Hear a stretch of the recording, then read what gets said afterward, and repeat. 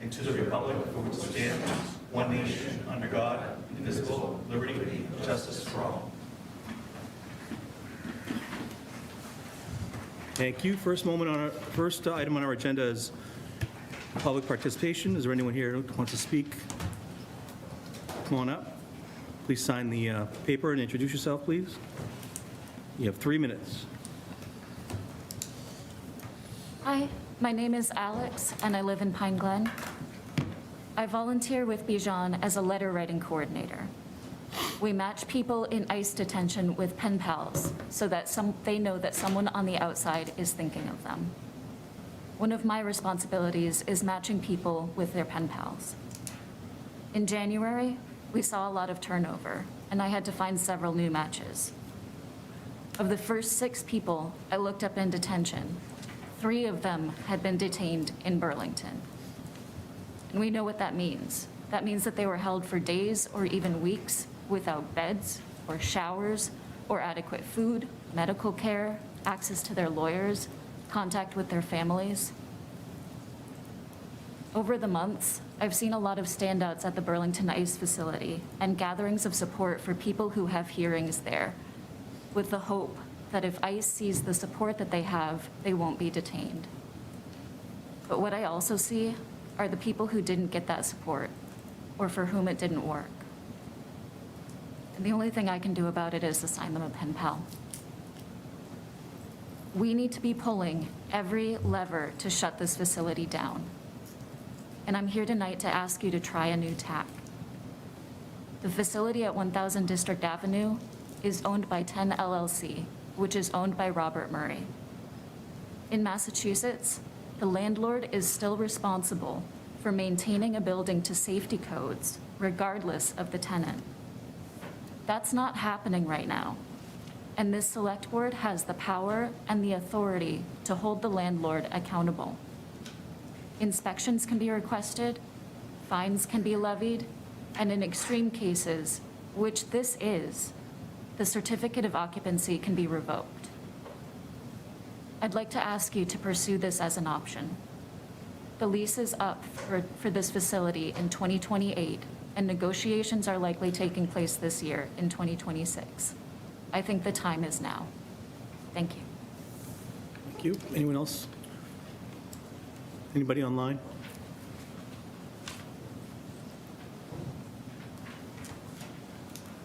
Okay, seeing none. Moving on to an appointment with the DPW. Brian's here. Thank you, Mr. Chair, Board.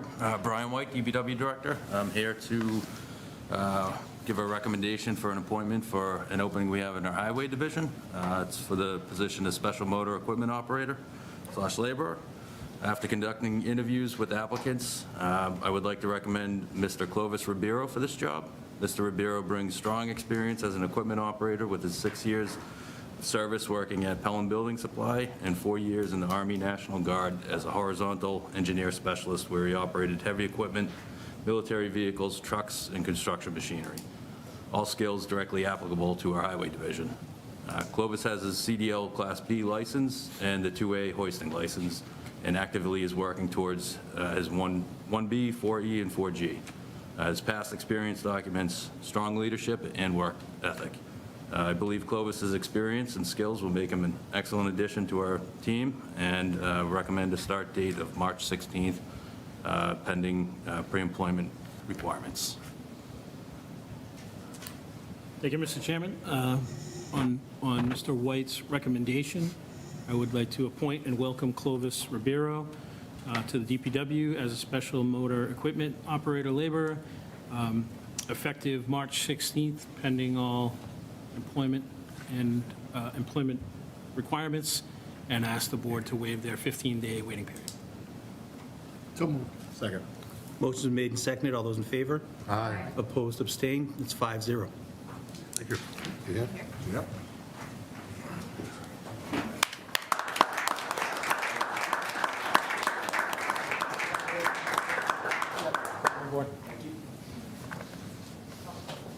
Welcome aboard. Welcome aboard. Back to That's, Nick, that's part of the requirements. You got to make it through. I could also, Thank you. Thank you, Brian. Next item on the agenda is an approval for the all-night graduation party. Karen?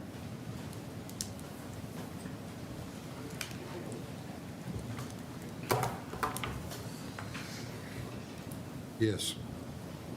Oh, a little early. Hi, my name's Karen Waisner. I am here representing the Burlington High School all-night graduation party. We are here just to ask for the town's support in sponsoring 2 detail police officers from the Burlington Police Department for the night of the event, which is June 7th this year from 10 p.m. to 5 a.m. All right, anyone have any questions, or Jim? I got a question. This is for John. Is there a way we can make they don't have to keep coming back every year? I mean, we're going to approve it. It's just a night out. I mean, we're going to be here. It's just, Yeah, I think we can take care of that. so that you don't have to come every year. It won't be me every year because my 6th and last child is graduating in about Oh, we're waiting 10 for you to be weeks. So done. I will be done. It'll be somebody else, hopefully. And how many years have you done it, Probably Karen? me. I have been doing this for a long time, 20 maybe, I've been involved, so a long time. Yeah. That was my only question. My only question is, how are the numbers for volunteers? We haven't started recruiting for the Okay. actual night event yet because it's kind of early, but we've saved the dates out to all the 9th, 10th, and 11th grade parents already, so I think we'll be okay. Okay. Yeah, we're usually okay, and if we It get seems like- desperate, the 3 a.m. to 5 a.m. shift, we get a little desperate, but most of the time, people respond to our pleas, so, Great. Good to yeah. hear. Did you want to go? Am I? Actually, my husband went last year. I think he did the 3 to 5, so I might be up. I think he did, I think you're absolutely right. Joe, anything? No, this is, what can you say? You can't, this is perfect. It's a good night, you know where they are, they're not in trouble, they're not doing anything stupid. They can't leave. No, so, I mean, how do you say no to this?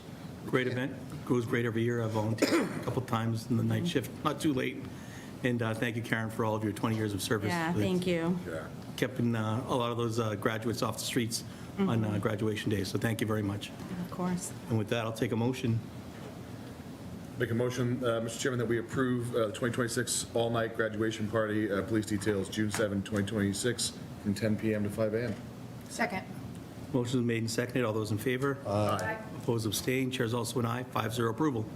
Awesome, thank you so Thank you much. very This is much. Scott Salvideo, hopefully he will be here next year, taking over, so. Thank you. Thanks. Well, you won't have to I come. wanted to come.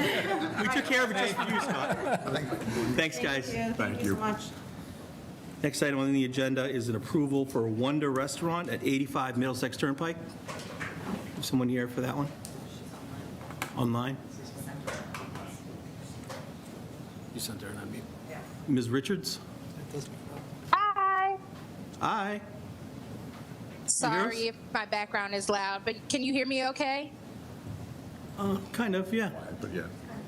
Can you speak a little louder, please? I was just double checking if you can hear me okay.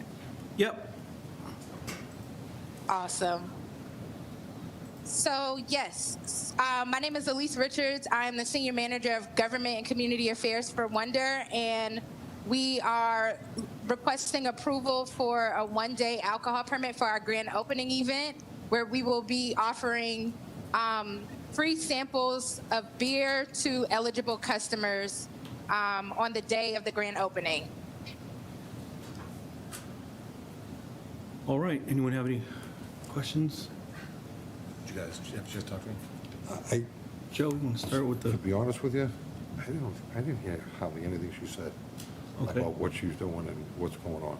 'Cause I Okay. don't- Ms. Richards, could you repeat that just a little bit louder? You're a little soft, sorry. I'm so sorry. Okay, I'm sorry. I think I'm in an area with not that great service, so Is it- forgive me. I'm actually at a team offsite with our big boss, so my apologies. But yes, I was saying I manage government and community affairs for Wonder, and so we have submitted a permit for approval regarding our grand opening event, where we are planning to offer free samples of beer to eligible customers that attend the grand opening event. You're gonna be offering. Let me know if you were able to hear me then. Sorry. Okay. So are you going to have, how are you going to check IDs? What, do you have a procedure set up for how you're going to Yeah. make sure only people of age can? Yep. So we're partnering with Harpoon Brewery, and they will be checking IDs prior to distributing. Okay.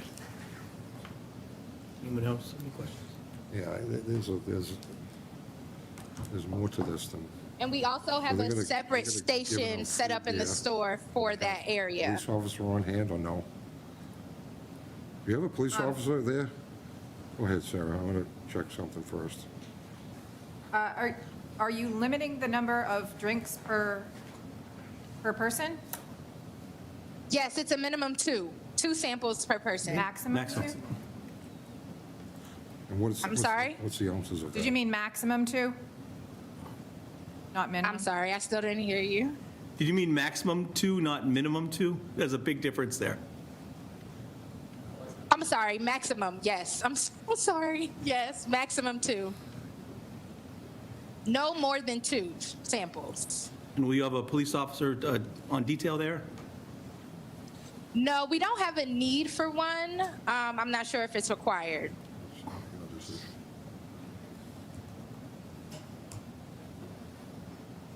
Any other questions? Not yet. No? I guess, I'm looking at the application, and it says, attach a floor plan of the event area showing the exact location where alcoholic beverages are being served.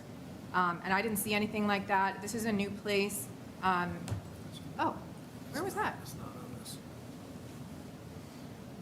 Did anybody see that? No. No. Okay. This is from the drive.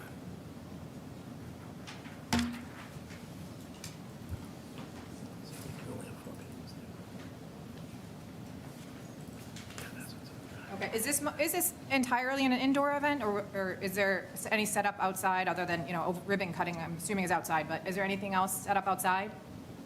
Nope, it's an entirely indoor event except for the ribbon cutting portion, correct? Okay. If I heard you correctly, the staff from Harpoon's going to be checking IDs and whether they're going to have a wristband system. Do you know? They just manually look at the IDs and then distribute from there. No wristband system, no. So will only folks 21 and above be allowed in? No.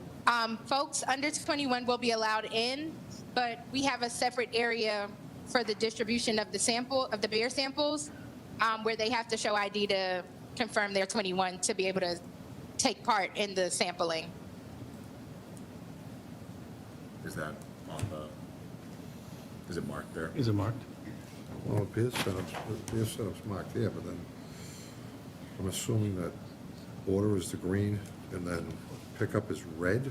Or is that just where it is, or I don't know what that's supposed to mean. Seating's down there. I mean, this really isn't, Will you have some type of barrier between the beer area and the general area? Doesn't look like one on the drawing. Yeah, we have a separate area in a corner. So it's still inside the store, but it's in its own designated area of the store. It's on the opposite side of where seating is. okay. Thank you, Mr. Chairman. When's our next meeting, Lynn? The 23rd, so this isn't until the 9th. So we could push this off until I get a little bit more clarity on this, or is it me? I'm just very confused on this issue. Lynn, John, anybody with some help with this? I mean, the map that she gave us there doesn't really, it's got the dotted red, green lines. It doesn't say anything on it.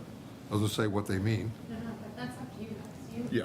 You're not, But would they, No, okay, I didn't mean to put you on the spot, you're 100% right. yes. But Another meeting before the event. but procedurally would be okay if we pushed it off? Right. So specifically, I'd like to know yeah, on the floor plan where the beer is being served and how it's being delineated. Right. Because it's close to the main entrance. Like that's, I think, one of my Right. bigger questions. And if there is no delineation or we don't think that it's strong enough, I'd like to consider bans for people who are being tagged as 21 plus. But if we can hold off until next meeting, I'm down for that as well. I'm sorry about that one. Wait, I didn't, Mr. Chairman, I might recommend that you have a subcommittee meeting if you're going to push them off, and if you could have that subcommittee meeting soon and get some feedback to them, they could get the, So we have a subcommittee meeting on the 16th for some other ones, so happy to add that, just Yeah. if that's what you want. I'm in. So we have an alcohol subcommittee meeting on March 16th.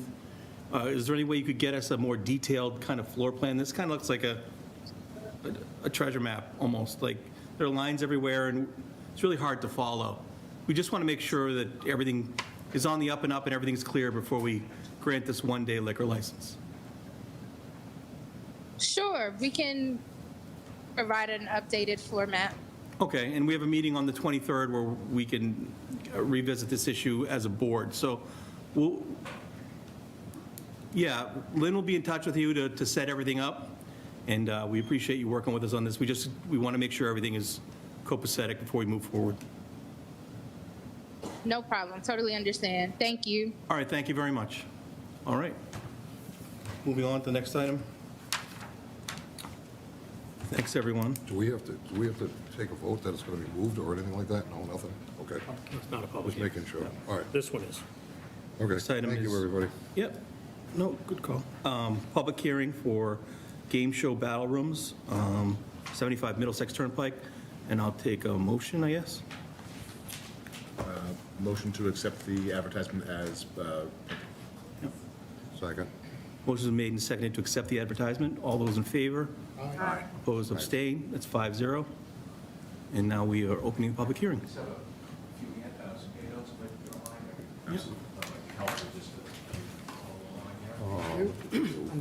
Thank you, Mark. He comes prepared.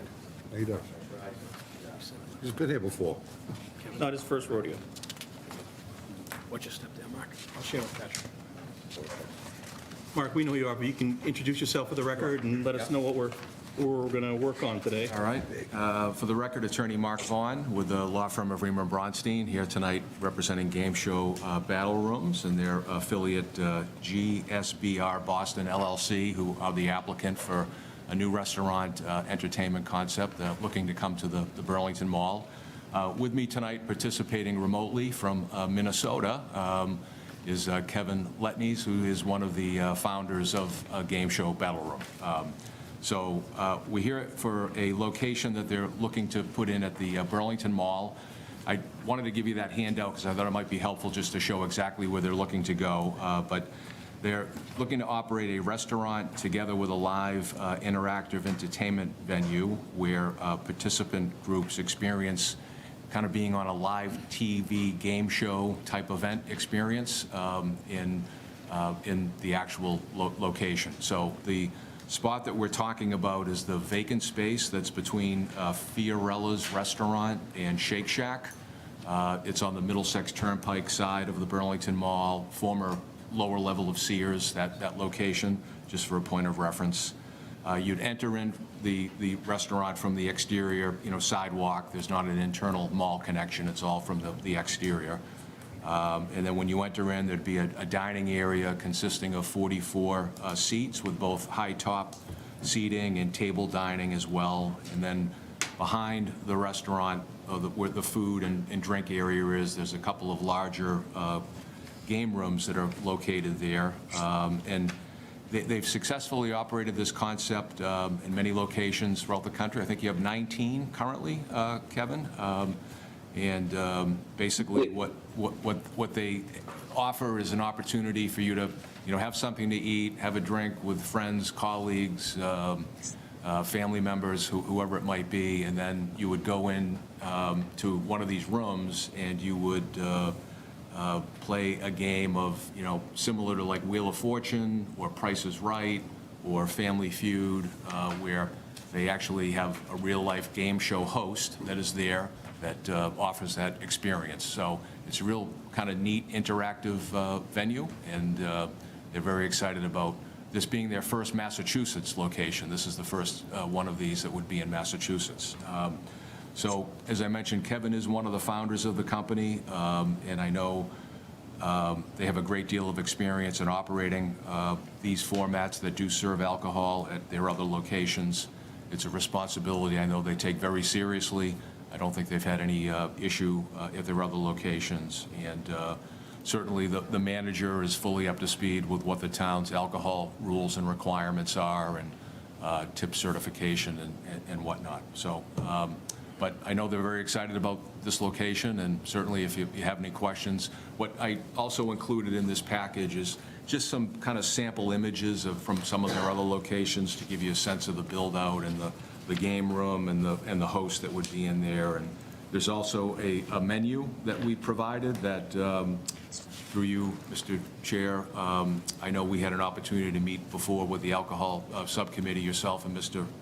Morandi, excuse me. So this menu is consistent with what we had presented at that time, and as is the floor plan. So with that, I'd be happy to answer any questions or address any comments you might have, either me or Kevin. So thank you. Thank you, Mark. Thank you, Kevin. Yeah, the alcohol subcommittee did meet with Mark about this, and everything did look on the up and up. We went over all the normal questions that we have with an alcohol establishment. Joe, do you want to add anything? No, I just want to make a couple comments quick about this. I think it's, Kevin, pleasure to meet you up there on the screen. I've heard a lot about you through Mark. Likewise. We did meet, we did have a great meeting. Mark, I can't thank you enough for everything you did that we asked for on the menu part of it. It's more than chips and dip type of thing, but this will be a good menu for that location. The area looks really, really good. The 44 seats is great, and then that doesn't count who's inside, the other 120, is it 123? 132 total capacity, so other people will be inside. But to me personally, everything looks fantastic. I'm very happy for this. Very happy at all the work you put in to get me this, because we did it, Mike and myself did ask for all this. This makes a big difference for us to look at it and see it and know exactly what we're getting. So I was in 100% in favor of this. I can't see it not succeeding, which we want every business in town to succeed, because it's just great for our town. So I'm definitely a yes vote. Thank you for everything you did. And Kevin, like I said, it was nice to finally meet you. Thank you. Okay, I'm good. Likewise, thank you. Jim? Thank you, Mr. Chairman. Joe, I think you just answered my question. I was going to ask about the game room seats. Is that included in the 44? But that sounds like they're in 44 plus the game seats. It's 44 plus, yeah. So I love this idea, because we've been trying to think of new businesses to have people come into town, something we don't have. And right. We're going to have this now. And then I think it's also going to have like a peripheral effect in that they'll come here to have some fun in the games and maybe go to a restaurant after if they don't want this food. So I think it's just going to supplement everything we have down there. And just for the record, you are looking at the champs of Burlington feud. So we'll probably end up having. Duly noted, yeah. Very formidable team. Yeah, I'm good. Thank you, Jim. Nick? Thank you, Mr. Chairman. Yeah, thank you guys for being here. So are food and drink allowed in the game show areas? I'm not sure about food, Kevin, but I think if someone's, someone before, you sign up for like a certain time for the game, right? So you come in and eat before, have a drink, and then you could bring the drink into the game room with you. But my understanding, Kevin, correct me if I'm wrong, I don't think food service is provided in the game room, but I might be wrong. We've done both. Can you guys hear me? Yep. Okay. Yeah, we've done both. Some groups we allow bring some appetizers to set up in the back of the room during the game event. So there certainly isn't a restriction on food, but most groups do choose to do food before or after their event. Yeah. And Kevin, how long does a typical game experience last? It's 1 hour. 1 hour. And are folks who are taking part in that allowed to order more drinks while they're inside? Typically, we do not like to break up the show, so we will have them just grab their drink prior to the show and then complete the show. So we don't have an intermission or anything where they're going back out to get additional drinks. Okay. And then just a curiosity question, are the games that are being played inside broadcast out to the restaurant where folks are perhaps eating or watching? No, it's all a private event, private experience once you're in the room. Yeah, we don't broadcast or show anything outside or anything like that. Okay. And is anything recorded, or is it all just in the moment? No recorded, all in the moment. In this day and age, we like to bring people together for shared experiences. You know, when we're all on our phones all the time, this is a really unique opportunity for everyone to sort of set everything down and really immerse into a fun game show experience. So we value that part of it. Awesome, thank you. Thank you, Mr. Chairman. Thanks, Nick. Sarah? Thank you, Mr. Chair. And thank you for all this information that you provided. It really helped. I had some questions ahead of time, and that kind of just answered them for me, which was things like, you know, where exactly it's going in the mall and Right. whether there would be an interior entrance. So I appreciate all the information provided. This is a really cool concept, really different, really unique, and I think that's what we're kind of seeing coming to town, which is great. And I really think that we should be open and doing anything that we can to attract these sort of creative, non-traditional, immersive experience businesses, because that does seem to be where what people are wanting nowadays. Like we've seen we got Kings, we've got the Birdie Bar, indoor playground at the mall, even Goodnight Johnny's with the live music. So I think people are just looking for something different. Things are getting kind of stale maybe, and they're looking for something new and different. And this is definitely something that I have not seen before. So really excited to welcome this to Burlington with open arms. My only question is there a proposed opening date for this? I'm sure there is. Kevin? Opening date? Yes. Opening date, we're targeting probably around the 4th, like July 1st. Construction just started, and so we'll be wrapping up construction mid-June, so somewhere around July. Okay, great. Other than that, I have no other questions, but welcome to town, and we're excited to have you. Yeah, likewise. We're really excited about Burlington. We think it's going to be a great concept. We do draw from wide areas, you know, families from all over the area will meet at our location. We should bring a lot of new faces and families and companies to the venue. We do a big team building business during the week, and then friends and families fill it up on the weekend. So it's been great across the country so far. Jim? Thank you, Mr. Chairman. Kevin, will someone or a company have the opportunity to, say, rent the whole place for an event? We do. Yeah, we do. You know, it's sort of not like we shut down to everything, but we will allow groups to do sort of a private event where they take over both of our game show arenas. So if they have a large enough group, they can sort of spill over into both arenas at the same time. Thank you. No problem. Thank you, Mark and Kevin. This sounds like an awesome concept and a lot of fun. I'm in full support. I think all the board members had all my questions, and also in the subcommittee meeting, my questions were answered. One curiosity question, how many different games are offered for when you go in there? Are you going to start researching answers to see if you can get a leg up when you guys I'm ready play? to go right now, Kevin. It does get competitive. I think that's why we're successful. A lot of people get into it, and we're expecting nothing less up in Burlington. But we play 3 different game show games in each arena. They're different games. So there's 2 different experiences. You know, each arena is different.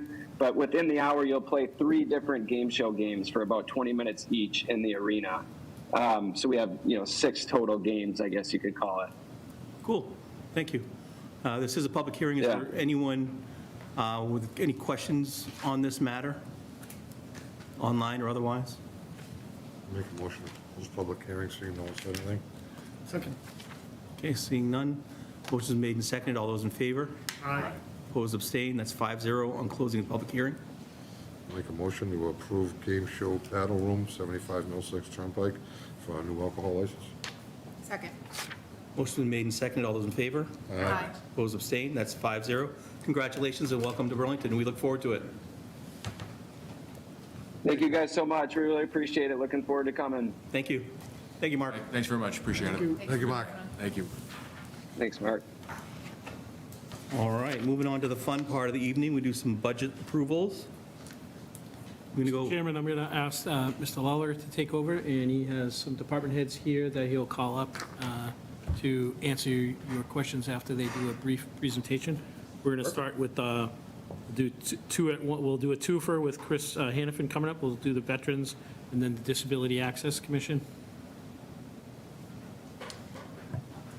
Thank you, Mr. Chairman and members of the board. So Director Chris Hannafin is here for Veteran Services and Disability Access Commission. But before that, I just wanted to note something I should have noted last time, but I think it's more relevant this evening. This year, we have 6 new department heads managing the budget process for the first time for the department, and that's pretty significant for 1 year. And I really thank them for their support. And 4 of them are here tonight, not new to town, but new to the roles that they're in. So that's pretty significant. And so I just wanted to note that. So in Veteran Services, just a very small increase, 0.22% net increase over last year's budget. The salary changes are just contractual obligations. In expenses, very small adjustments in materials. The bronze flag holders at our cemeteries to denote service that veterans have provided our country, those are being replaced. And then additionally, a little bit of funds for our federal benefit software integration. So 0.22% or $686 increase for Veteran Services. If you have any questions for Mr. Hannafin? I have one. Thanks for coming in, Chris. Yeah. Just one question. I know last year, I think it was last year, you sort of shifted from providing more of the local aid to the federal level. Yes. And that seems to be the case as well this year. So I just want to check in on that and make sure everything's going okay and people are receiving their aid. Yeah, there's definitely it's a little bit more work on the front end for federal aid compared to state aid. However, it's less strenuous on the actual veteran, federal compared to state. We did lose 2 people this year on our state rolls, which is kind of sad. They've been on there for a little while. We added 1 right after we lost 1. Yeah, there's definitely a push to go more towards the federal model with the VA. The VA offers a little bit more in regards to the Massachusetts state aid is solely a monetary aid, if you will. VA offers 3 different types. You got healthcare, monetary aid, and then some type of insurance coverage as well. So I think it's a more inclusive model. It's a better package, if you will. Okay.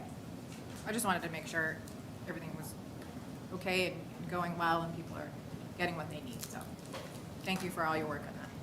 Chris, there's also a benefit in the renewal part of it too, right? Once you get on the federal list. Once you get on the federal list or approved federal, I'll go back to the state. If you're approved for state aid, you have to renew twice a year. So you're seeing my face a lot more versus federal side. Once you get approved, depending on what you get approved for, the VA is dealing with the any type of adjustment, and normally those are in 5-year increments. So it's far less strenuous on the actual veteran or family member with renewal of aid. Okay, good to know. Just, Chris, not a question, not just a comment. I just want to thank you and Jen for all you do for our veterans. My father was a World War II vet, and he was actually put at 100% disabled in his early 40s due to damage to his lungs from World War II. And I remember what he was going through. I remember all the help he got from Charlie Casasa. I still remember his name. I think he was the first veterans agent we had. He was. And some people, again, it's what you and Jen do for the veterans. I applaud you both. I just want to thank you publicly for all you do, all the 2 of you do. Thank you. all set? Nick, Joe, I'm good. okay, all set? I just have a comment. It's dealing with the 4th of July. the veterans organizations have pelted me for the last like 3 or 4 months. What are we doing? What are we doing? What are we doing? I know that because we didn't do it last year, the reason why they're coming after me is because the 250th birthday of the United States. If there isn't anything planned, I'm wondering for them, is there a way that we could start a process to get approval for at least a veterans parade? It would be significantly smaller in footprint, both in the length of the parade and probably participants, but they want to do something and they want to make sure that the community still sees the veterans' presence, particularly on the 250th. I think we have to do something for the 250th. Let's see if Nick first on this one. Thank you, Mr. Chairman. Yeah, Chris, you're on my short list of people to call. The committee, which is, like 3 people, we met 2 weeks ago. We're trying to put something together. We're trying to figure it out. We want to do something. We just don't have the manpower. So I'm going to give you a call, and we can talk about, how the veterans want to be involved, what we can do. I think it's going to be something shorter, something smaller, and maybe it's going to be more focused around the common, just so we can keep things tight from a volunteer perspective. But we're trying. I mean, veterans are usually used to being voluntold to do things, so if you need people, like, we just task them out, and they might not like it, but they'll do it. Okay. And this is a kind of a one-time deal. I don't ever want to hear for my behalf, veterans, or for, 4th of July after that. Yeah, done deal. Thank you for bringing it up. Yep. Jim? Thank you, Mr. Chairman. You just echoed what I was you just said what I was gonna bring up was, I know we have the kids' games, but traditionally we have the kid games on the common and like that decorate the bike and all that stuff. I'd love to see something on the common, like maybe start in the morning with the kids, and then if you limit it to the common, I think you're gonna get a lot more volunteers as well, myself included, but. There was a huge dinner put on in 1918 after World War II on the Common, that they put tables and chairs out, and there were hundreds. Granted, the town was maybe 1,000 people back then, but there's a picture of it somewhere in this building. Fogelberg has it all over his book, and one of the veterans mentioned it to me. Is like, hey, the Common, if we're going to do something, whether or not it's a parade, do we end up there? Normally, it kind of veers into the American Legion. There's kind of been a few ideas thrown about. I know that I have a few veterans. One has a World War II Jeep. Others have older cars. Most of these guys don't want to walk the 2.5 miles, but they'd certainly like to ride. We handed out flags 2 years ago, the smaller flags. DAV has already said, hey, we'll purchase the flags, and it means that we're handing them out. We want to do stuff like that. Jim? Well, we already have Celebrate Burlington, so we can't use that. How about Celebrate Veterans? I mean, this is America's birthday. Right. So like, we have Veterans Day, and I'm not trying to take it over as, No, but We have July 4th because of the veterans. So I can't think of any other better way to honor them than having an event on the Common, which is at the center of our town. Just, I don't know, but you said the committee's trying to do something. I think that less scale event, localized on the Common might be the best option. Well, we're thinking for something that's a decent scale. I won't say large scale. It's just trying to keep it more centralized so that we're not having volunteers up and down the road. The 2 miles is one of the real tricky parts. So, we're going to ask town meeting for funding, and we're going to do the Celebrate 250th. Like we're pushing for that 110%. We're just sadly getting going now. So the veterans organizations are willing to kick in as well. So, I mean, they're really good at raising funds for their things, and they've already approached me and said, we've already earmarked money for this. They want to get it done. Awesome. I'll give you a call. Sorry, I was going to say, if you don't mind, the next committee meeting, see if you can get a group of the veterans to attend and start hashing it out. Yeah. I'll reach out to Chris and we'll go from there. All right, I'll stop. Any other comments on that? Okay. Before we let Chris go to the next budget, Disability Access Commission, The only change there, 0.53%, was just increasing the rate for the recording clerk based on the part-time compensation plan. So very $60 increase in that budget. Questions on that one? No, they both look good. You're going to approve them as you go, or are you going to wait till the end? We've Anyone done have it both preference? ways, so if you have any preference. We'll just want to approve them as we go. Well, what did we do last time? We did at the end. You did them at We can do it at the end, but we have no questions, so. Thank you, Chris. Thank you. Thanks, Chris. Next up is technology. I know we have Say D'Souza and Joe Bongiorno here. So the increase in technology, total increase, 3.32%, or $30,379.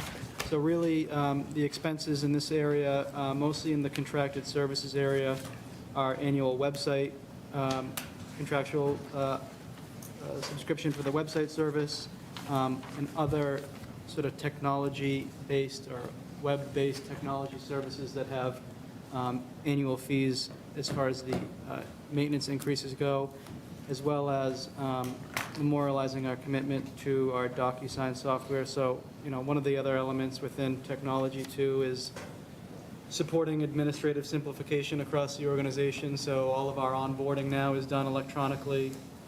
We've come a long way from the paper-based onboarding process, so that makes a big difference to bringing folks on, especially part-time employees, and that's supported through the technology budget. When it comes to Munis, so Munis is our accounting system that we have. All of the modules are based on an annual increase. So we have applied those increases to our expected Munis support software there. That's really the backbone of keeping everything running in town as far as a resource system.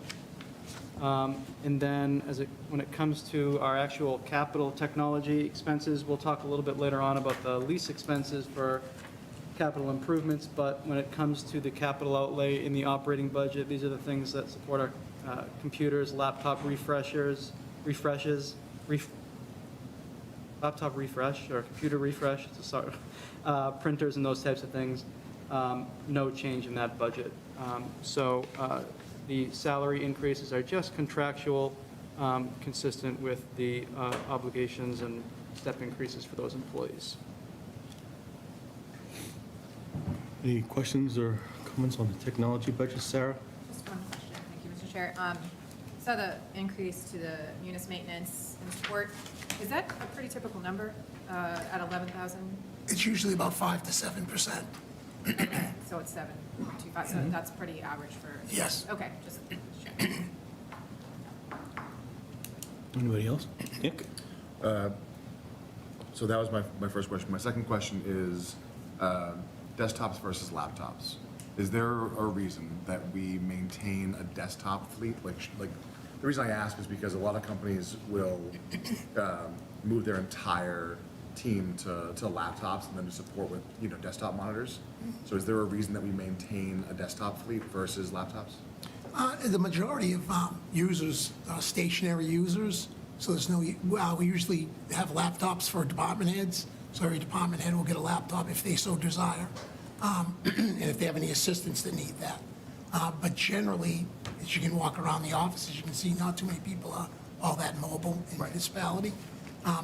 But we could go, if it was required, we'd be happy to upgrade them to laptops, but to upgrade and spend an extra $200-300 per station that's not going to move doesn't seem really justified. Yeah, and that was where I was going with the questioning is, is there any savings in moving the fleet to all laptops versus desktop maintenance? Probably more of an increase. Really? Yes. Interesting, okay. And the team has been very good, about, I've had a couple of requests, hey, can this person have a laptop? And they're very good about accommodating that if we have somebody who, or we need a, higher mobility use based on their position. So very amenable every time that we have that type of request. Awesome. The desktops are like this big and taped right to the, or zip tied right to the back of the monitors, so it's nice and neat. Also savings. Anybody else? Okay, looks good. Thank you. Want to add? We good? Thanks, gents. All right. That was easy. Okay, next up is the Treasurer Collector's Office, and Ana DeRosa is here from our Treasurer Collector. Increase, very small increase, that's the theme of the night for the departments before you. 0.56% increase, and I give a lot of credit to Ana and the previous treasurer for really establishing efficiencies in this area. As far as personnel costs go, this is an area where we have seen, significant savings from establishing efficiencies and leveraging technology that we've been able to, as time has gone on and folks have retired from roles or left roles, been able to fill those with reducing headcount. So really appreciate Ana and her predecessor Gary and their commitment to that. So the salaries, only include the step increases and the contractual obligations for the employees that are in the bargaining unit. And you'll see a little bit of a swap when it comes to contracted services and materials and supplies, where our printing costs and our envelopes and things like mailing for our tax bills, we switched our vendor this year for that, so all of the expenses for that are moving to a contracted services line to better fit the sort of category that we are expending those funds. And I think we're already really happy with that decision. We're actually probably going to leverage them to establish additional efficiencies and savings in the town. So we're excited about that partnership with them. I know that we have a one-time expense, I think, here for additional parking tickets to better align with some of the sort of changes in that area. But other than that, very small adjustments when it comes to expenses, except for that swap with materials and supplies and contracted services. Any questions? Nick? Sorry, was the shift in vendor the reason why the materials and supplies line dropped 80%? Well, a big chunk of it. So one of the vendor that we went with consolidated our printing with real estate and personal property. We also included motor vehicles.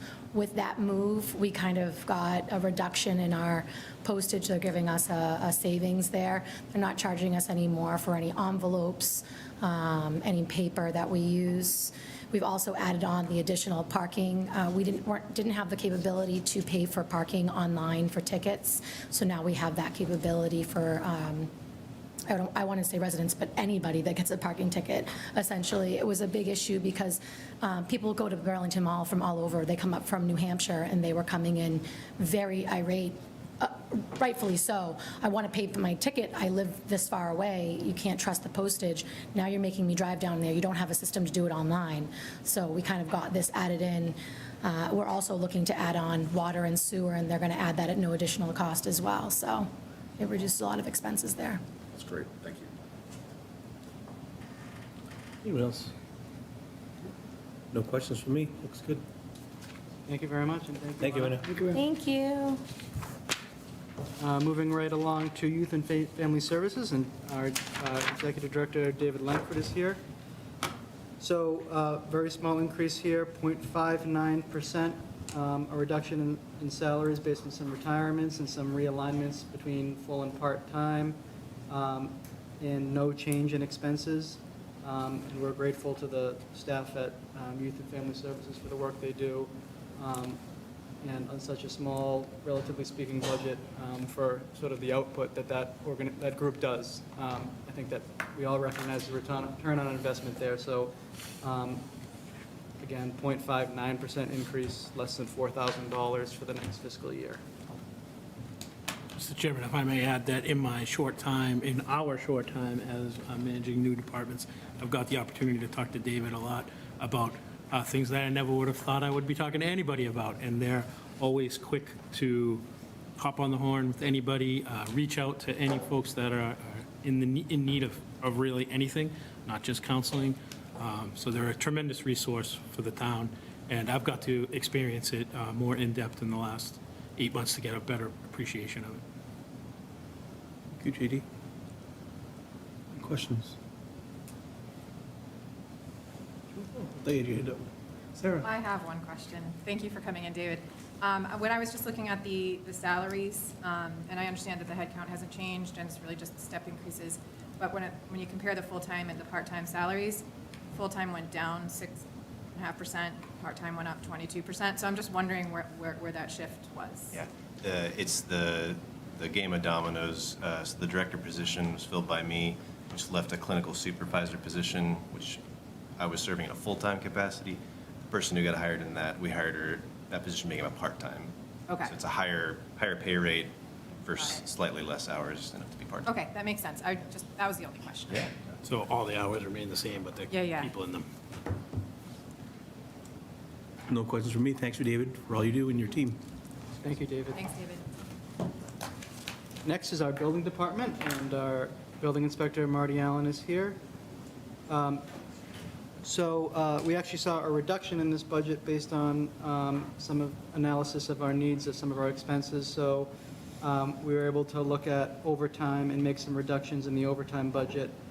So you'll see an overall reduction in the building department budget by 0.32%, and no expense increases. And we're grateful to Marty and his team for being able to operate so efficiently. And really, the building department is one of our gateways to the business community and really to residents too. So I think that we talk a lot about customer service and the approach that we get from the building department, and I think that we always fare pretty well there, and I know that's high on Marty's priority. So appreciate his leadership in the last few months. Mr. Chairman, if I may add that in the budget, there is a position that Marty was in when he was promoted that hasn't been backfilled yet. That's purpose. We're leaving it in the budget. We do plan on backfilling it, but there's a process we have to go through first. So, thanks to Marty and his group, maybe doing a little bit of double duty there. But the timing is great too, because we don't have a massive influx of inspections, but we do have two major projects going on in town that are going to be quite time-consuming. So I don't see the ability to leave that position vacant forever, but we are working our way through a process there. Thank you. Any questions? Thank you. Looks good. Thank you, Marty. Okay, next we have the police department. So Chief Brown is here. The increase in the police department, 1.92%, well under our target of 4.25%. So, contractual obligations as far as salary goes, and an overtime increase of about 6% to sort of really follow the changes in the expenses and the trends there.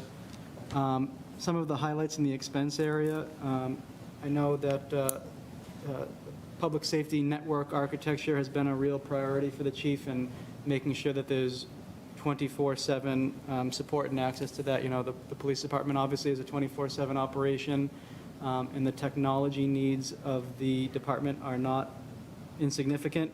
Everything running through our computer-aided dispatch, everything running through E911. So there's a lot that goes on in there. So last year we had we were heavier in expenses in materials and supplies, and that sort of shifted a little bit to the contracted services. So that's why the change there hasn't really been a big impact to the budget. So I know that we've invested in some software, proposed to invest in some software, about $4,000 to support our armorer, and some additional funds for cruisers and uniforms. And we've been able to target some of the areas that we can save in utility costs for the police department moving forward from their temporary facility. So an overall increase of 1.92% for the police department. Anyone have any questions for the chief? Nick? Thanks, Chief. Two questions. One, what does occupancy mean under expenses? Utilities. Utilities? Yeah. Okay. And then I see, it looks like overtime's come down just over $100,000 from, looks like 25 and then 26, and then staying steady for 27. So Nick, that's actuals versus budgeted. If you had looked at those years with the budgeted amount, they would have been closer to what we budgeted this year. But that's with having vacancies and things like that where we spend overtime because of vacancy and regular salaries, so those can offset each other. I gotcha. Okay. All right. And then it's important to point out that on the police department, that overtime number isn't all they spend in overtime because they have opportunities to have state and federal grants where they can do a bunch of training on overtime, but that gets reimbursed to them. So they pay the overtime out of that line, we get the grant in, and then we move the money from the overtime, the costs from the overtime line into those grants.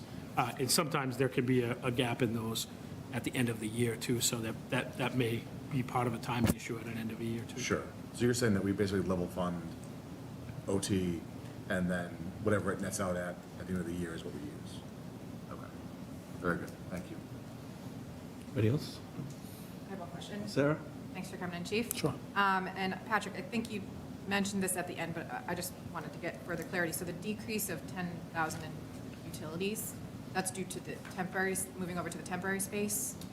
Yeah, it's partly, so what we did is we tried to, this is one of those areas that we sometimes have uncertainty with, fuel costs and electricity.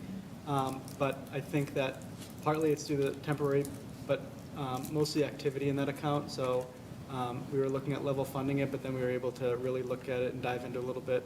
And we see, even at the old station, it probably would have been an opportunity to decrease. But we've been able to decrease it even more, I think, based on sort of the footprint and efficiency of the temporary site compared to the old station. Right. And hopefully, looking forward to the new station, it'll be even more efficient? And Yes, that's the going goal. down in that? Yep. I didn't have any other questions, that was all. Thank you. Else? Oh, actually, I did have a question. How's it going in the new space, in the temporary space? Excellent. Yeah, it's going very well. I mean, I think it surpassed everybody's expectation. It's brand new from, front door to back door. It's great, and the space isn't as cramped as we thought it would be. So it's running well. Good to hear. And okay, the parking situation is okay, given the weather and? Where I park is perfectly fine. Yeah, the parking in the back with the cruisers is an issue for DPW and the plows and stuff. I mean, it's kind of messy back there, but we knew what was going to happen going in there, and we're just making the best of it, so. It's something we're going to need to address before next winter. Okay.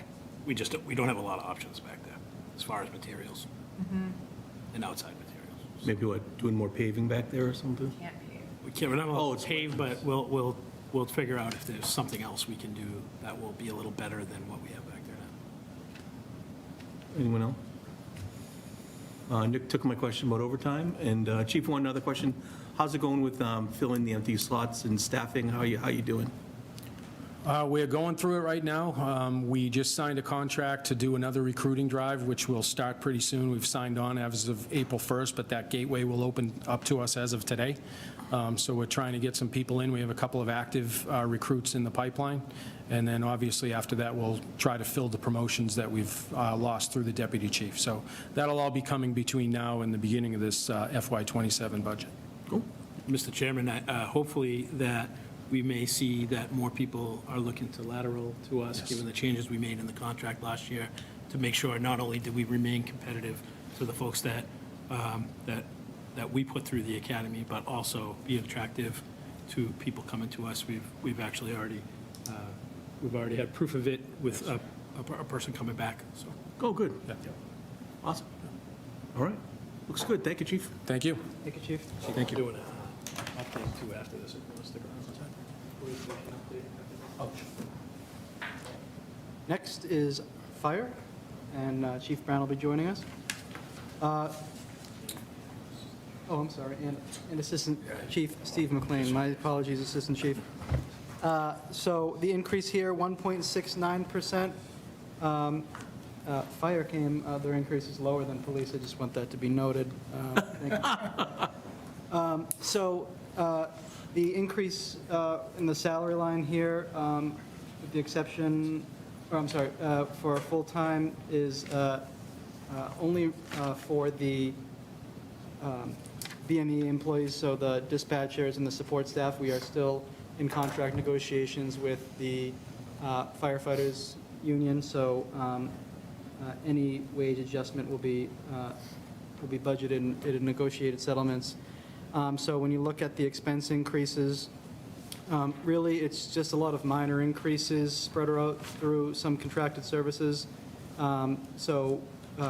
Contracted services for radio maintenance, dorm maintenance, the equipment repair. Obviously, we have very equipment-heavy department as far as apparatus like vehicles and the equipment that our firefighters use every day. So we have seen some increases in materials and supplies there, things like protective clothing, equipment that supports our emergency vehicles and our emergency vehicle technician and maintenance. We've seen some increases there. A $5,000 increase for capital outlay for our firefighting gear and equipment. So the goal is about 20 or 25% of the staff gets new gear every year. So it usually takes 4 to 5 years to completely provide new turnout gear and firefighting equipment. So there's a pretty strategic approach to doing that. And we've seen some increases in those materials particularly. But we'll see that in the capital outlay. We were also able to have a small decrease in occupancy, so utilities by looking at the actual spend for 21 Center Street headquarters and our Station 2. And then when you look at the special accounts, a small increase across some of our fire prevention activities, training activities, licensing and clothing allowance there for the folks that are working day in and day out at the fire stations. And that's pretty much it as far as the fire department goes. Do you have any questions? Thank you, Mr. Chairman. I just want to congratulate Chief Brown on his first budget and Deputy Chief McLean on his last budget. But I met with both chiefs today to go through everything, and we went down to the weeds in all this. The amount of specialized training that firefighters have to go through, the amount of specialized equipment that our firefighters need is paramount to their safety. One example of how this all pays off is they had an apartment fire in February, an 8-unit apartment building, and I've seen the videos, I've seen the photos. It looked awful. I drove by after to see, they really kept it contained. It was unbelievable how quickly they kept that contained to pretty much that one unit. I know the building is not habitable, but it was because of their training, because of their equipment, they were able to minimize damage to the rest of the unit. And that goes for the training, and unfortunately, there was one female that got burned, but that was it. I don't want to minimize by saying only one person, but nobody else got injured. No residents got injured. But the fire department does an unbelievable job. I was a cop for 37 years, and I used to make fun of them all the time. Now I don't, because they really are there when we need them. Going down to the mechanic, Justin. We have several pieces of equipment that have passed their end of useful life, but because of Justin, I know he saved us a couple $100,000 a few years ago. We're able to keep the vehicles on the road. We have an engine, a tower, and the UTV the UTV will be coming online this year. But there is such a delay, not a delay, a timeline to get these pieces of equipment in. We ordered the tower a couple of years ago, and we probably won't have it for another year and a half, if that. But I want to commend them on bringing the budget in under the guideline. It's an amazing what these guys do, the guys and girls do, I'm sorry, for the residents of the town of Burlington. And the other thing we talked about is personnel. right now, we're better than we were a few years ago as far as vacancies. That could change because people retire and move on to greener pastures or whatever the reason for leaving. So we have to keep that in the back of our mind, is trying to keep an environment that people want to come work here, just like the police department. We saw how by collective bargaining and putting things in the contract, people aren't leaving. They're actually coming back now because we were not keeping up with other towns. But I just want to commend them for their, Jimmy for his first budget and Steve for his last. Thanks, Jim. Thank you. Any other questions? No, good. And I'd also like to personally, publicly thank and commend both of you and your teams for the great job you did on February 24th over at Hallmark Gardens. It was a tough night, as we all heard and read, and you guys did an amazing job. And it was credit to you, your team, and make Burlington proud that night for the quick response and great, very professional work that everyone did. So thank you. Thank you. Yeah, I know Jim talked about it last week. We were all over the place that day and when that call came in, so the good job by all. The captain that ran the show called for a second alarm pretty quickly, and things went all in all pretty good for what could have been down there. Part of that, Jim, with the vacancies too, we do struggle with vacancies too, and one of the things we're trying to do that we've been proactive with is taking on some of these kids that are paramedics in the paramedic course, and we've actually been having them do ride-alongs with us. And hopefully that interests them. In our department, we got a couple of Burlington kids in the queue. It's a tough course, and hopefully if they pass, they pretty much get right to the top of the list, and as long as they can pass the background and all that stuff, which I'm sure they will. It's just a long process to get them involved, but we're trying. Sounds good. All right. Okay, thank you. Thank you. EMS next. Yeah, next, Oh, yeah. emergency management. No increase here for emergency management. Continued budget for the supplies and expenses related to, materials and supplies related to that, as well as support from the Medical Reserve Corps for the annual training that they receive to run a certified shelter if necessary. And obviously, emergency management, a lot goes more into that than the $13,000 budget here. It's obviously when there is an event, there's significant output from a number of departments in coordination there. So again, no increase in emergency management. Mr. Chairman, by having this budget broken out, this also enables us to use this as in-kind for emergency management grants that we may get through the state. And on top of having, we have the assistant chief is designated as the emergency management coordinator for the town too. So those two things coupled together, we're allowed to use as our in-kind support. Any questions on the emergency management budget? All set. Thanks for coming in, guys. Chief, thank you, Assistant Chief. And then finally, I'm sorry, not finally. The next budget is town facilities. This is an increase of 1.77%, and this supports the occupancy or heat, electricity, utilities at the Burlington Public Library, and a 1.77% increase there after consulting with BPW Business Office on the appropriate increase for those costs. Mr. Chairman, the reason that this isn't just part of the library's budget is because part of the library's mandated increase in their periodicals and things like that is based on what their total budget is. So a long time ago, the utilities for that building was taken out of the budget and budgeted separate. So a lot of times Mike Wick gets to a Ways and Means meeting and they want to talk about it, and he says, well, I don't really have anything to do with that, it's DPW. So many years, we probably never even discussed it at the select board, but because it is really a DPW expense, or DPW managed expense, we thought we would just approve it through the select board this year, which we might have done last year too, but we didn't always. Any questions on 192 town facilities? Okay. Next is capital improvements, next and last.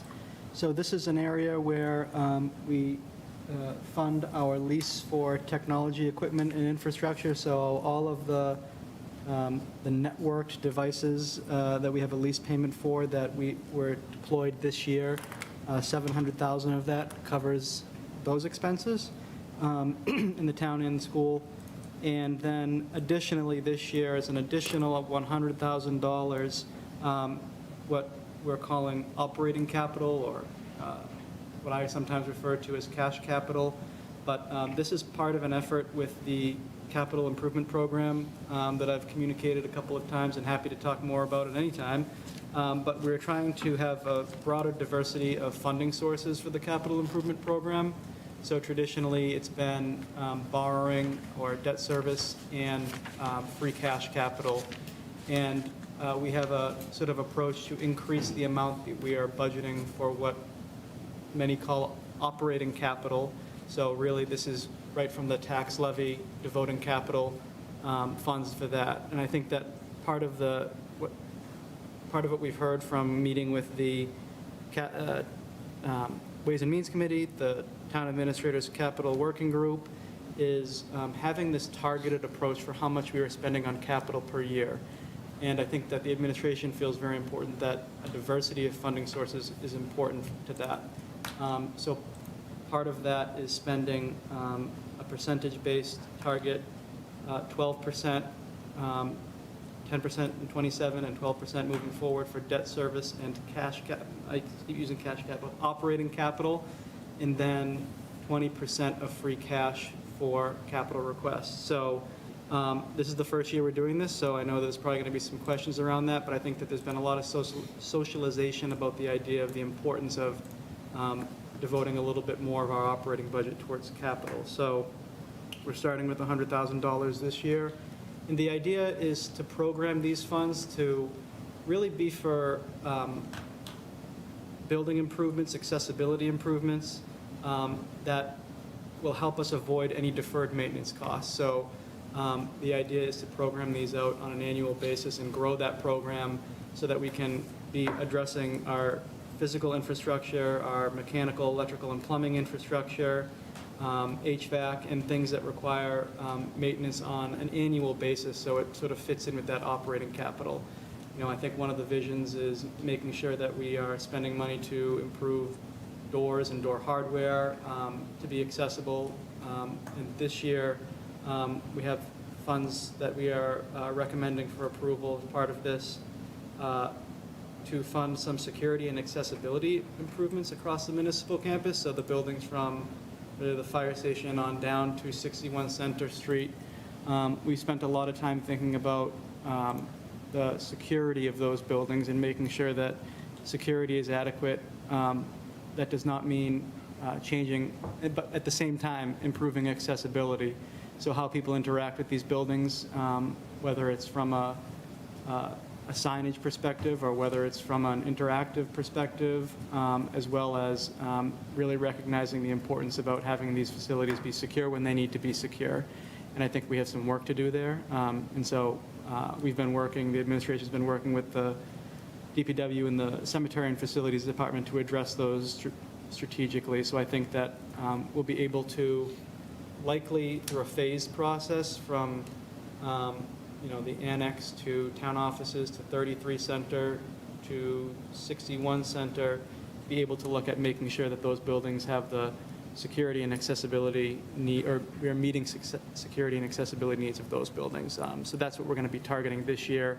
And I think as we move forward, we'll have more of a sort of a concrete framework of what our operating capital will be doing to support town and likely school, capital deferred maintenance, sort of staying ahead of deferred maintenance. So long-winded, but it's a topic we like to talk about. Any questions on capital improvement budget? Sarah? Just in terms of the increase for the capital improvement program, and I know you mentioned that we want to see this program kind of grow. Do we see that increase being standard year over year, 100,000? So it ends up being a percentage-based. So we're programming 100,000 right now to meet the percentage target in future years, but that may change as far as, debt service results go. So we're tying the operating capital with our debt service, with our projected debt service budget based on projects that might come online. So there may be years where we are increasing at $100,000 per year, or there may be years that are a little bit more based on debt service results, or we may use this to offset borrowing costs for some things. So, by getting to a place where we're at 12% of the town and school operating budget, that fits our normal capital expenses with the projected debt service coming on. So, we're not going to see $100,000 a year for every single year, but one of the ideas too is it almost offsets what we would be spending from free cash too. So it's almost like a corresponding increase here and a corresponding decrease here. And the mechanics of it is that those funds never end up really flowing to free cash if we're spending them there. So target-based, it's pretty consistent with what we spend in capital. So are you saying that some of the items you're thinking that would fall under this category on the capital improvement plan, on the building maintenance and that kind of thing, would have typically been warrant article requests? Yes. And now we can fund them in the budget of it? That's the idea. Okay. Part of it is a plan to shift. So we have always been very lucky here that our revenues outpace, our actual revenues outpace our budget. So we continually have a large amount of free cash these past 8 years. That might not always be the case. So this is to try to build in that capacity within those several different buckets that we're using for our target of 12% in all capital. So it's just coming from a different bucket. So when that doesn't, if a time comes when we're not as, I don't want to say rich with free cash, when we don't have as much free cash or ongoing free cash, we've created the capacity within the operating budget to do that. Has this been in front of Ways and Means? This actual budget line, no, but the concept has been working through several different groups and Ways and Means. So this is a part of that capital project that Ways and Means and Ed Parsons is part of? Correct, yes. Okay.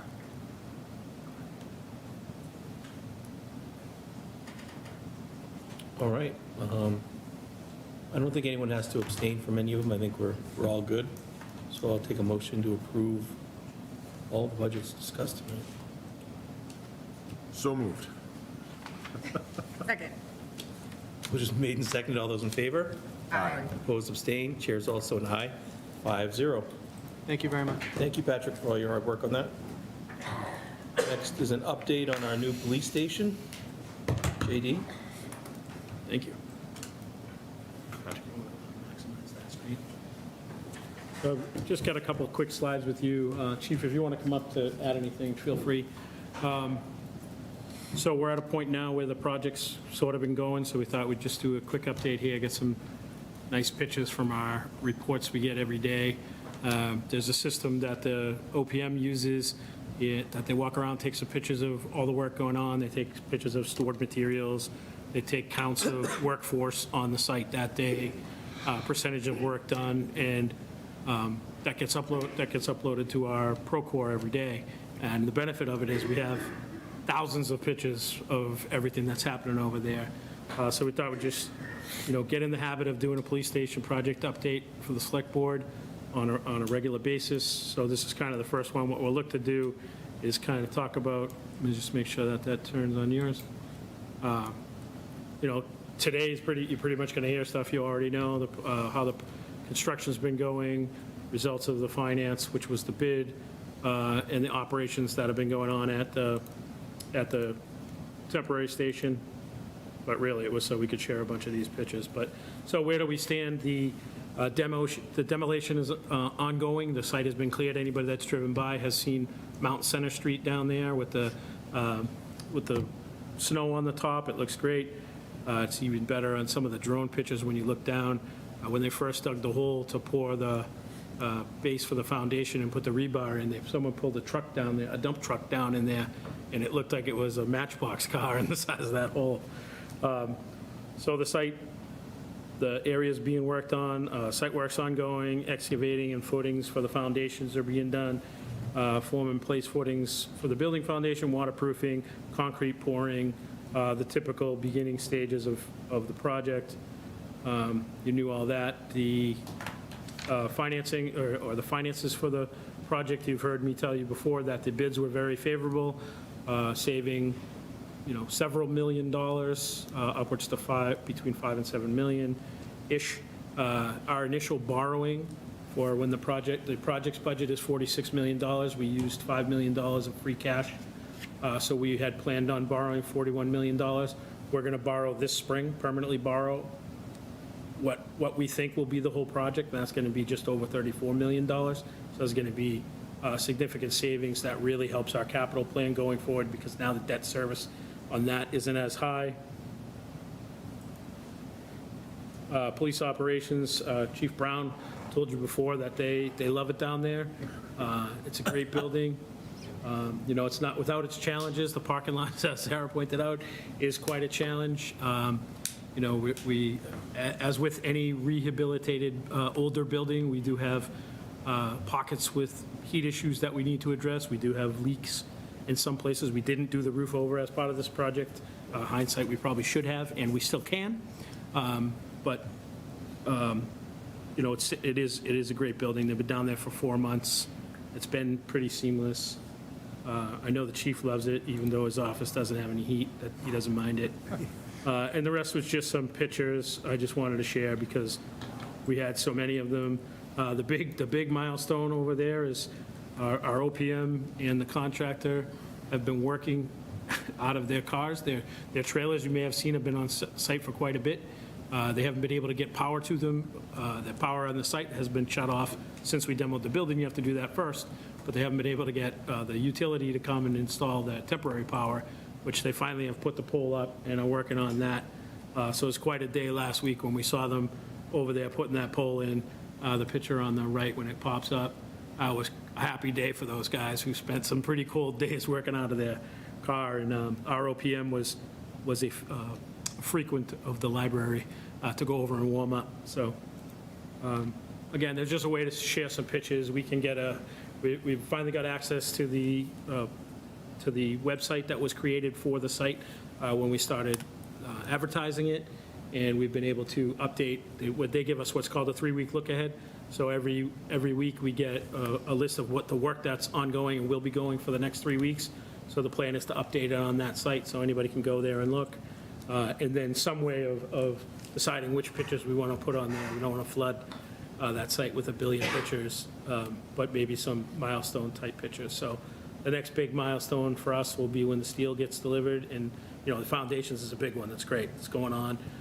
Pretty soon we'll be able to see the whole foundation. Then the steel will get delivered, and we'll start to see the steel go up, and that'll be huge. And we do plan on having a topping off ceremony at some point in the spring, probably maybe even early summer, late spring. And that's when they put the last piece of steel in place. It's a very common thing on a public building where we have a ceremony, and sometimes you get to sign sign the steel that's going to get set. And we'll invite a lot of folks. Obviously, the select board will invite the building committee to be able to thank them for their hard work during this process when we were getting through the design phase. But from now on, we won't have building committee meetings. We'll be here updating you all. So expect this to be a regular agenda item, and we'll talk about whether we want to bring in the architect and OPM or contractor, to hear from them too, or if it's just going to be us and the chief. We'll figure that out as we go. Jim? Quick question. Did they unearth anything unusual during the dig up? Looking for Jimmy. No, I'm just like, I know the footings in the old building were gone. You could tell by the way it was cracking. Did they, any surprises or hazards? Detention hall. They were not surprised there was a lot of water, so. Yeah. What were you saying, Patrick? We don't want to find anything. No, I was just curious if they found any water or something like that, that's all. There was no bones, Jimmy. No, I was talking about hazards, bones on hazards. Anyone else, questions? I have a couple. So JD, you're telling me that this project is going to come in $7 million under budget? Several million. Well, you said Upwards, we're borrowing 34. I'm not We use 5 out of willing to put a number on it free yet. cash. 'cause We thought it was going to be 46, so 46 minus that. I'm willing to say that as of right now, we're borrowing 7 million less than we had planned to borrow. So 7 million under budget. So the tax bills will We're not, not be as bad as, we're not done with the project yet, so. Okay. But I mean, we'd have to get the money. Okay. Okay. Another question. Have we heard from any of the butters? Have there been any complaints, or are we keeping them updated? Or I know we had that survey. Yeah, so we have, the folks that wanted regular emails get regular emails. We do hear from, no one over there is shy about contacting us, but honestly, there hasn't been any negative feedback. I think maybe the wet weather had probably helped with any dust. That would have been, the demo can be a very dusty process, and I think the wet weather helped us, so we didn't get a lot of that. I know there's people that are probably already sick of hearing the beep, beep, beep as the big trucks back up, but they know that that's not going to last much longer.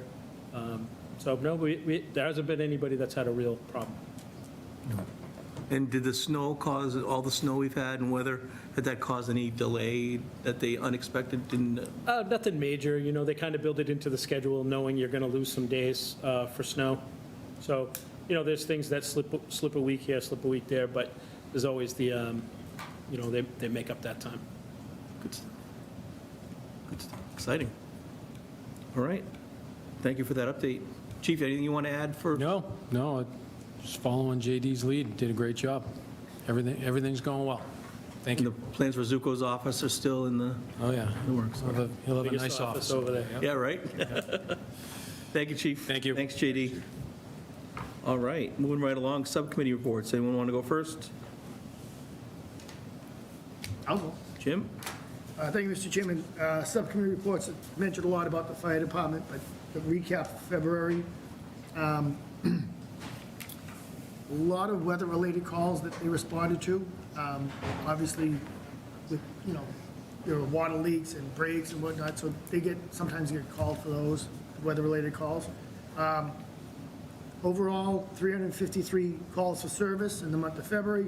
Of that, of those 353, 223 were medical calls, ambulance calls, EMS calls, and they've switched over to a new statistics program. So now we're able to break out hazardous situations, sparking wire, gas leak, something like that. And this goes back to we talked about the specialized equipment, the specialized training earlier. In the month of February, there were 14 hazardous situations they responded to. That's why they need the training, they need the equipment. So that's February's recap. And then last Thursday, Patrick and I sat with the audit committee, went through it. I loved hearing the auditor say, that's much better than other towns. You're much better than other towns.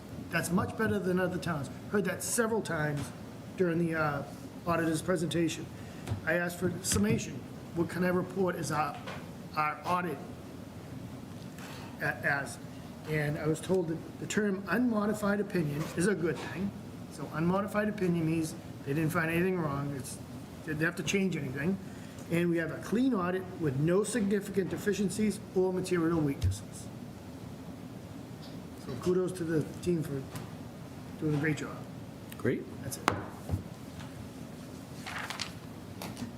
Sarah? Sure, I'll go. I don't really have any subcommittee updates, so I just wanted to take this time to congratulate the Burlington Pee Wee AAA 12 and under team, Red Devils hockey team, for winning the state championship in their division.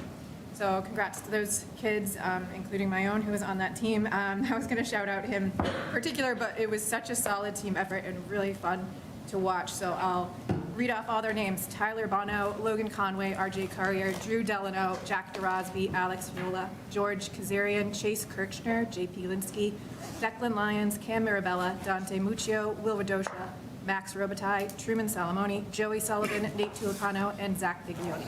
So congrats to those guys. Have them come to a meeting. Awesome. Nick? Thank you, Mr. Chairman. Next week, next Wednesday, we are holding our first Economic Development Summit. Thank you. Centered around commercial office space. It'll be from 5 to 7 p.m. at Grandview, 55 Center Street, right next to the rec center. You can register to attend. I'm sure if you popped in, though, we wouldn't turn you away. I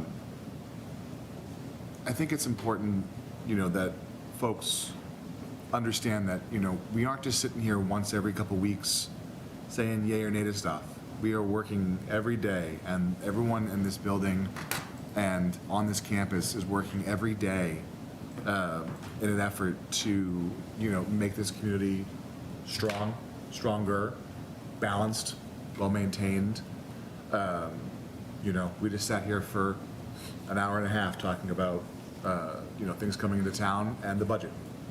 And I often hear folks, oh, the budget's got to be less. Oh, our taxes are going up. I encourage you to pay attention during this time of year. I encourage you to look at the budget materials and engage in the process. Ask questions, send us questions to ask. Call Patrick, call John, right? Leave Lynn alone. But seriously, we are actively engaging and trying to find the best way forward. And if you have criticism, I encourage you to turn that criticism into critique and engage in the process. And then as a reminder, don't forget, April 11th is our town election. It sounds like it's far away, but just over a month, and we're going to be there. So, if nothing else, engage in the process by voting for people who are on the ticket and standing up and trying to do their part to represent you and the rest of the community. So, thank you, Mr. Chairman. Thank you, Nick. Joe? Yep, just one thing, not a subcommittee, they're all pretty much done. You brought up a good point about the hockey team. Boys hockey team is doing great in the States. The high school team and the boys basketball team made it to the second or third round. Finally. Did really good. They lost the other night. I went to the game. The other team was very, very good. You can't take anything away from our boys. They won their first two games by like almost 40 points on each game. That was at those games. So I want to shout out to the coach of the Burlington basketball team and the players. They did very well. Sitting courtside, I noticed. I did have courtside seats. Because of my age, I couldn't make the stairs. Yeah, Joe took a little of my thunder. I was at Connie Forum yesterday for the hockey team. They made the Final Four for the first time in like 13 years, and they lost to Canton. But it was kind of cool to see the kids there at BC. And the basketball team did make the Final Eight, as Joe mentioned. And congratulations to all of our winter high school sports athletes for great seasons. And Town Administrator. Thank you. Yeah, just a couple of shout-outs and a couple of announcements. First announcement is the Board of Health is holding their hazardous waste, household hazardous waste collection. It's not until May 16th, Saturday, May 16th, at the Francis Wyman School, so we'll probably hear me talk about it a couple times. You all may have got your flyer in your town email that went to everybody. So just a quick announcement on that. Another announcement or shout out, I guess it's both, if you will. You may remember last year that our Parks and Rec Director, Brendan Egan, received a statewide award. It was great. It was great for the town. I went down to the ceremony. It was fantastic. It was quite a show for him. So not to be outdone, Kelly Lehman, Emma Andrews, Ava Burbidge, and the rec department as a whole are all receiving awards this year. I won't read them all, but I will forward you all the email from the announcement that Brendan sent out. This is on March 24th down in Springfield, Mass. At their statewide event. They will all be honored. So that's great by that department. Two grant type of shout outs to Liz Bonaventure. Was able to secure funding in partnership with, I believe, MBTA. I wrote it down, but it's not on this piece of paper, to rehab 3 bus shelters in town. I'll forward you all the location, and we'll be able to give the proper thanks to whichever group it was that gave us. Another one, a big one, is we heard from Congressman Moulton's staff last week that that Burlington was awarded an FY26 community project funding that the congressman submitted through us. It made it through the final appropriations passed by Congress and signed into law by the president for $1 million. Another $1 million grant secured by Economic Development Director. Wow. This is for Burlington, improvement investments in Burlington's transportation and economic development infrastructure. And the project in mind that was submitted was to help us with design, final design and bid docs for improving pedestrian and multi-use pathways through the commercial area. So specifically, we're talking about Middlesex Turnpike and getting under that overpass and, to Turnpike at General Mull Road. So this is a huge win for us. That project has a big price tag, and just being able to, now we have the ability to get the design done and have shovel-ready to go chase more grants or to partner with any development that's coming to town, to be able to partner and leverage these funds is a huge win for the town. They went on to talk about how, sometimes there can be delay in federal money. Anybody that's ever received federal money has that. But the important thing in bold print is the funding is secured and will be coming to Burlington. So massive shout out to Economic Development Director there. And the last one, just a shout out, we didn't have any major storms this week, and I've been shouting them out at every time. But after the battle they had all winter so far, hopefully the spring weather put a smile on some of their faces. But all of our DPW crew, including all divisions, highway, facilities, water, sewer, engineering, fleet maintenance, our rec maintenance guys are also out there. I always say DPW, and in my head that includes the rec maintenance guy, but it is a different department. So I want to shout them out. I want to shout out our town building custodians, our school building custodians. They're always out there battling, getting the walkways ready, and many, many contractors that also plow for the town or do snow removal for the town. So wanted to give them, the nice weather today. Hopefully they're all smiling. That's it, Mr. Chairman. All right. That'll take a motion. Motion to adjourn. Second. Motion made and second. All those in favor? Aye. Opposed, abstained, 5-0. We're adjourned.